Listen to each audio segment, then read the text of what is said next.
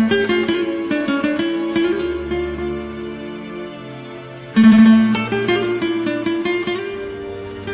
everyone, Clawland here, and you're watching another episode of Left Hand Reviews, and today we're going to take a look at J. Alex Kevern's new game, Gold West.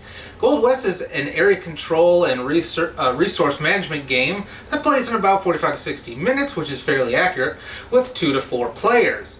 In Gold West, you're going to be trying to manage a mining empire during the mid-19th century gold rush in California. So the idea is to gather all the valuable resources and have the largest empire and make the most points by the end of the game. So let me show you what's in the box of Gold Rush. I'm going to show you the great components that come with this game. I'm going to teach you how to play it, and then I'll give you my final thoughts.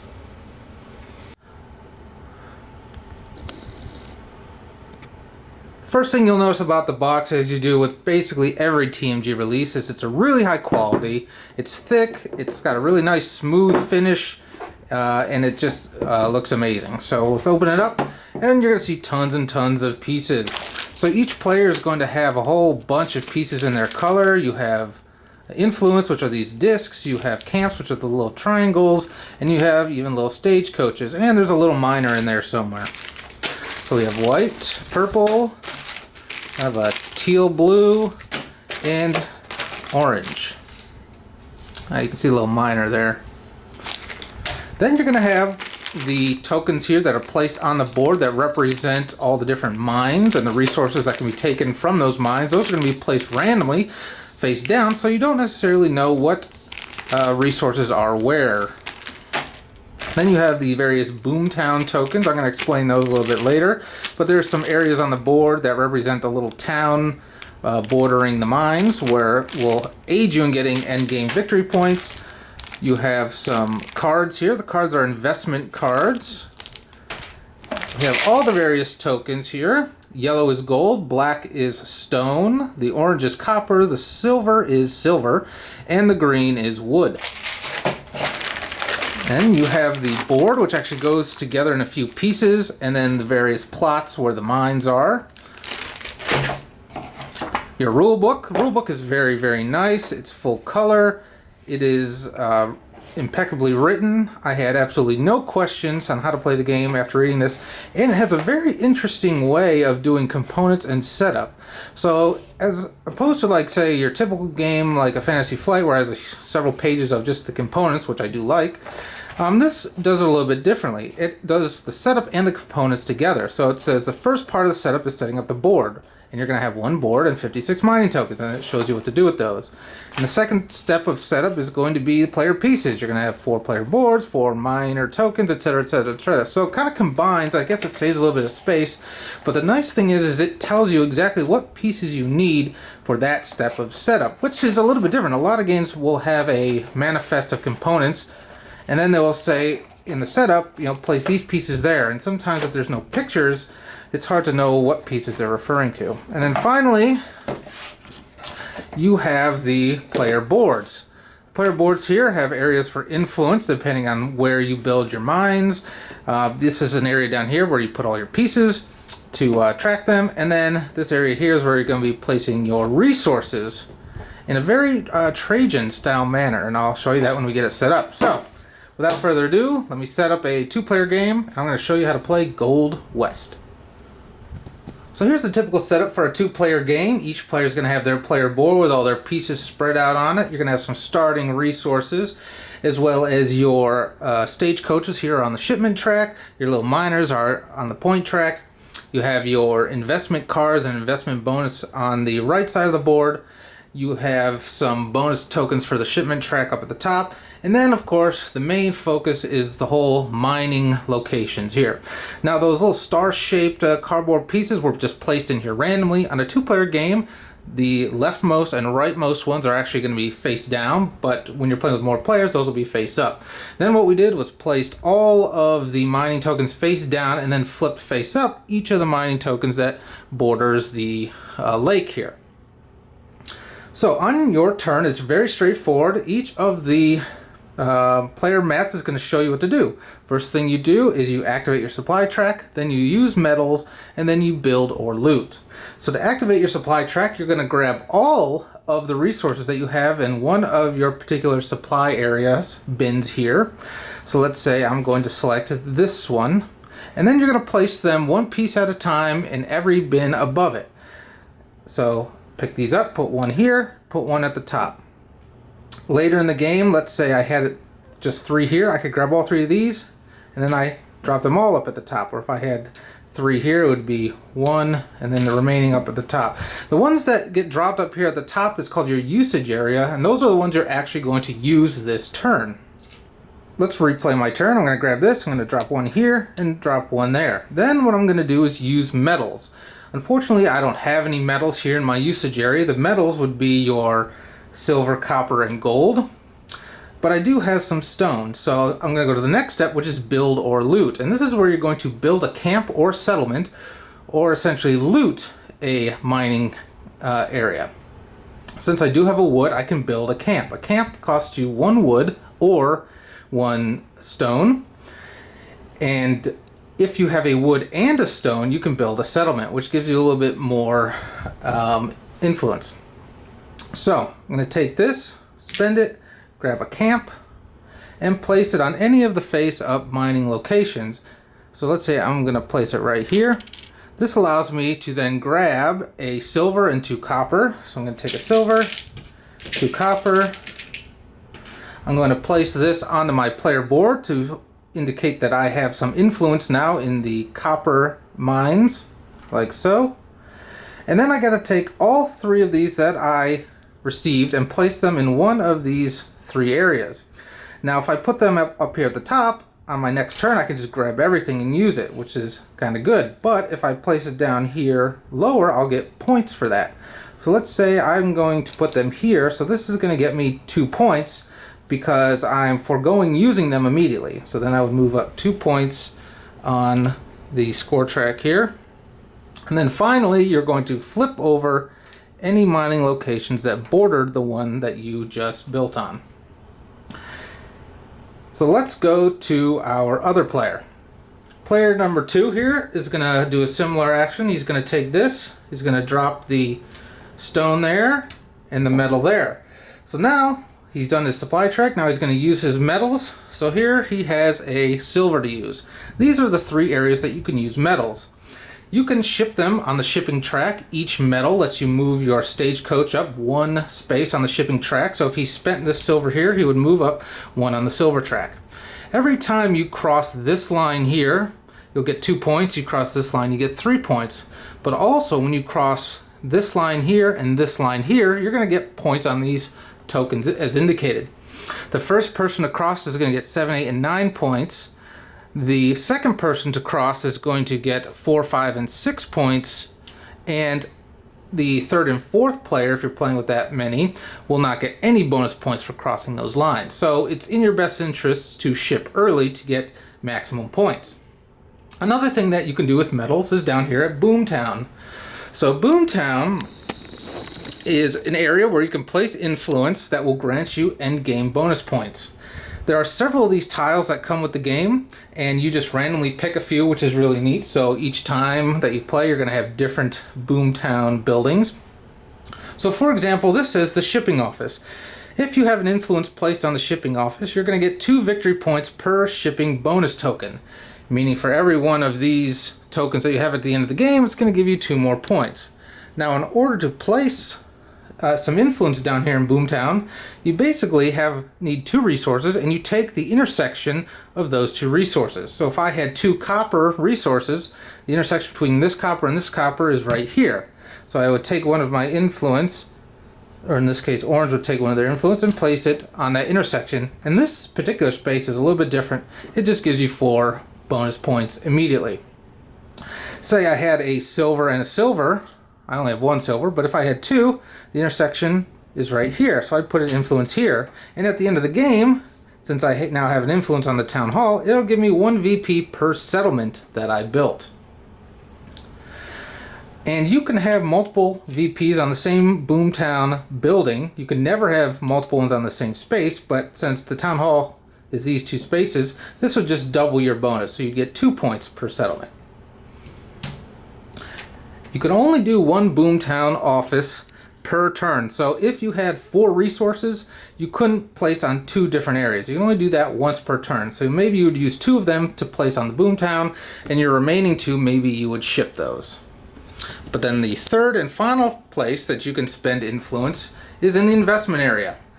I bet you can guess what you do here. It's pretty straightforward. You just cash in a number of resources as indicated on one of the investment cards, and you're going to collect the points indicated. So at the top left there, if you cashed in 5 gold, you'd immediately get 15 points, and you also get the highest value investment bonus token. So in this case, if you were the first to ship, you get 15 points plus the 3 is 18.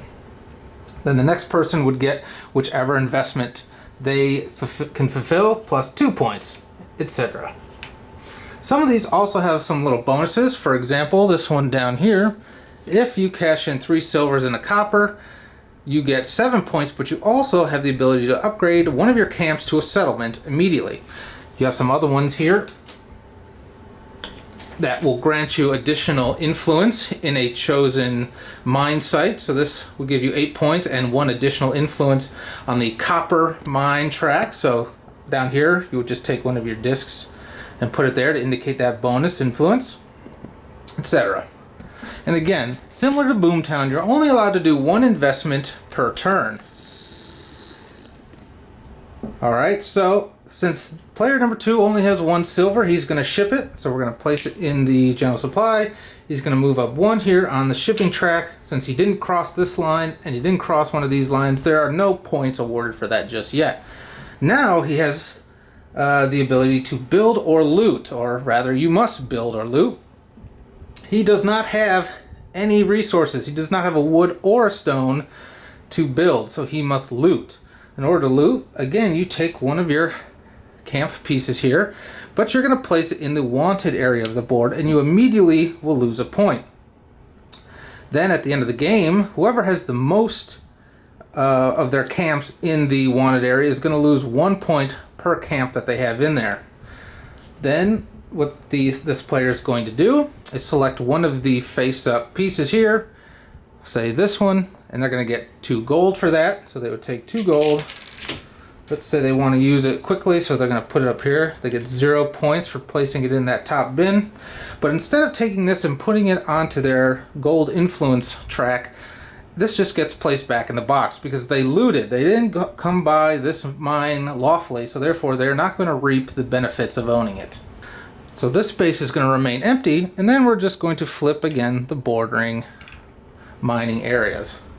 Now it comes back to player 1, and player 1 is going to do the same thing. They're going to activate a supply track, they're going to use the metals, and then again build or loot. So every single turn you're going to be placing one of your camps, whether it is in the wanted area or whether it is somewhere on one of the mining slots.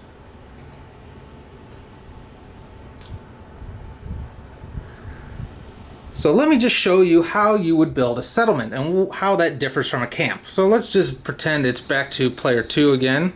They're going to take all of these because they have no choice. They have no other ones to move. And they're going to get to use them all. First thing they're going to do is use their metals. So he decides he's going to place some influence in the mayor's office. Spends 2 of the gold. We see the intersection of gold and gold here is the mayor's office. What that's going to get him at the end of the game is 3 victory points for every 2 influence that he has in the Boomtown area. Then he's going to take his wood and stone and build a settlement. Settlement operates the exact same way as a camp, except you take one of your camps and an influence, you place it on an area, say right here. He's going to collect these resources, and what differs is that settlement gives you 2 influence in this particular mining type. So on the main board, on their player board rather here, instead of placing this here, they're going to place it here to indicate there are 2 influence. And essentially, each player is going to go back and forth, completing those 3 steps on their turn, activate the supply track, use any metals, and then build or loot. At the end of the game, you're going to tally up any points that you've already gained, plus any points from Boomtown, and then finally points for who has the most influence in each of the 4 mining location types. So for example, whoever has the most in the wooded area is going to get 8 points. Whoever has the second most influence is going to get 4 points. And again, that's indicated on these tracks here.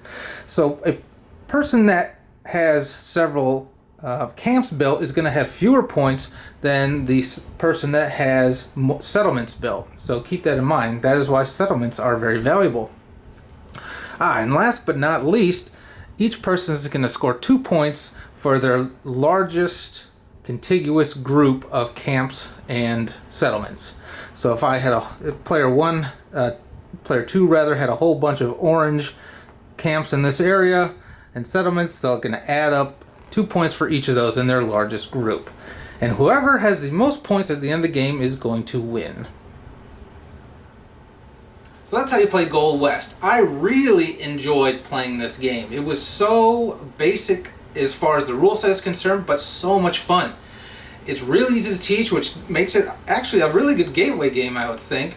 And I love the fact that there are lots of different Boomtown spaces that you didn't see in this game. So every time you set Boomtown up, it's going to have different buildings there that are going to grant you different bonuses, as well as the investment tokens. There's a whole stack of those, and you're only going to deal out 8 each turn. Again, making it different every game.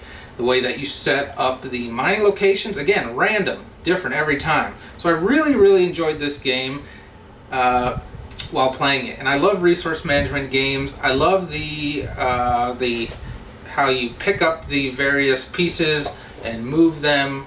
That remind me a lot of the Mount Callum mechanic from Trajan. A lot of fun. Really like it. That little part can cause some analysis paralysis as people are trying to plan where they want to place their pieces. But the fact that you have to place them all in one helps limit that. And also the fact that you get points based on where you're putting it can also limit that too, because you can basically think, well, do I want points or do I want to use them immediately? All right, well, I don't really need them immediately. Let me use some points and then place accordingly. Now, the components in this game are fantastic. Like the tokens are thick. Everything is very thick and nice. My only complaint, components-wise, is the player boards came a little warped. Probably from printing, coming off the rollers on the printers, they're a little warped. Probably could fix that if I pile some heavy stuff on them or kind of bent them the opposite direction a little bit. That's my only complaint with that, and it's a minor one. Another complaint that I have about the game, again, is just not about the mechanics of the game itself, but how it's set up is the stagecoaches that go on that shipping track. With 2 players, as you could tell, is really no issue. But when I was playing this with 4 players and you have 4 stagecoaches stacked on top of each other and you're trying to move them, like a half of an inch each time, and they're all stacked, they end up toppling over and everything gets discombobulated. So I wish that track was done a little bit differently. Maybe it was a little bit larger, or maybe, I don't know. I mean, if the stagecoaches weren't piled on top of each other, it'd be a lot better. Again, that's just a minor gripe, and just about nothing about the mechanics of the game itself. So I really enjoyed Gold West. If you're looking for a basic game that would work as a gateway game or doesn't take a lot of time, because again, you can get this easily done in 30 to 60 minutes. And it's quick to teach, which is even better. You can even play this with younger children. It says ages 12 and up, which I think is fairly accurate if you want them to actually know what they're doing and have a strategy. But I've played this with children as young as 5 and 6, and they can easily go through the motions of the game. And it helps them with counting and planning. They may not know which Boomtown spaces are the best to go for, or which investment token might be better, or investment card rather, but they can at least go through the motions of the game and enjoy placing their camps and getting resources and that sort of thing. So you can play this with all sorts of different ages. So again, I really enjoyed Gold West. TMG's been on fire lately. Their games have just been very good. I've been very pleased. So if you think Gold West is something for your group, I highly recommend you pick it up. Thanks for watching Left Hand Review.